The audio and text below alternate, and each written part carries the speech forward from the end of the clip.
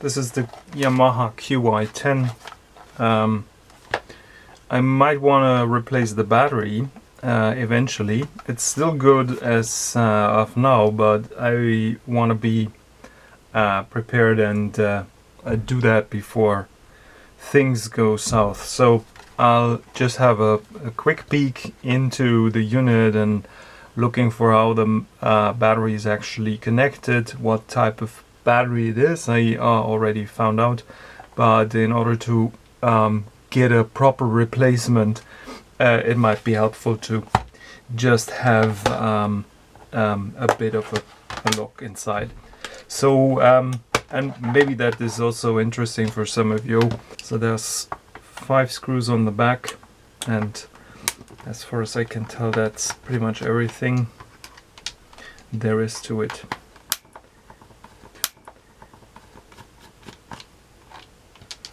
One, two, three, 4.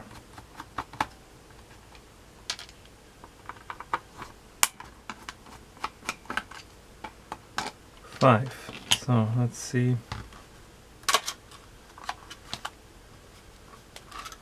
This is probably the first time ever somebody had it open. Okay. So the battery is supposed to be under here in the vicinity of the power switch. There's another board here and another set of 2 screws. And hang on, let me just collect all of these here. So before they roll away, I put them on little magnets. These are just I don't know, kitchen fridge type things. You hold your notes to your fridge door. So alright, next board. Oh wow, what's going on? Okay, so here is the innards of the machine, and we can have a peek now on the... So what do we have here? Here's the battery actually. So it seems that it's kind of a 3-pin arrangement inside, and I think I might just have found the proper battery replacement already, because I have been looking in eBay a little bit, and it seems there are actually batteries available that have these little metal tabs. I don't know if you probably cannot see this. There's some metal pieces that is spot welded to the actual battery, and turns out you can get this prefabricated, because I wouldn't have a spot welder to weld these things in place myself. You can have a better look with a magnifying glass. I suppose there are only 2 connections actually to the battery, namely this one and this one, and it seems there is a coating on the back, so this isn't really, seems to be some kind of conformal coating or something.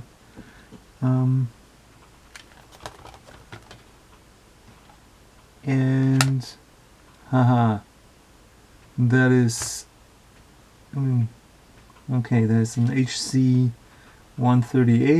multiplexer. This is an HC02 that I think is a NAND gate or something. HC32, this is also some OR gate. I think out of my head, this is another. Okay, what is it? It doesn't. HC4078. I don't know exactly what that is right now. We'll have to look that up. 4556s, 56B, 58 is definitely an op-amp. 56 is also a dual op-amp, I think. Nothing fancy. Those are the 471 equivalents. This is really impossible to read. Yeah, on the actual component side, there is an EPROM 72C 2001. I think that is some of the larger EPROMs, 512K or a megabyte or something. Definitely more than the 64K, because this is not a 28, this is a 32 pin. There's your ubiquitous voltage regulator thing, probably IC17. That's a 24M05. Maybe a low power or low dropout version of 7805. I'm just guessing here. So one of these is probably the RAM chip that is powered and held up by the battery. Probably this one. It has a -10LL. That is giveaway to maybe 110 nanosecond access time or something, or maybe 10 even. Here's custom chip. That's, you know, magic Yamaha stuff going on. CPU probably, some custom chips with the ROM probably has at some point the samples. Might be interesting to look at that. That's saying copyright 1990. So it might be interesting to create a dump of this, maybe, or maybe even considering changing some of the samples in this box. Other things, yeah, there's really not much here. There's the LS14. I think that's a hex Schmitt trigger. And that's about it from the main board. I don't expect much else here. This is the keyboard, basically rubber type things. I'm not going to go into this right now because reasons. And here is the somewhat, I mean, this is vintage in the true sense. This is this little assembly of the LCD.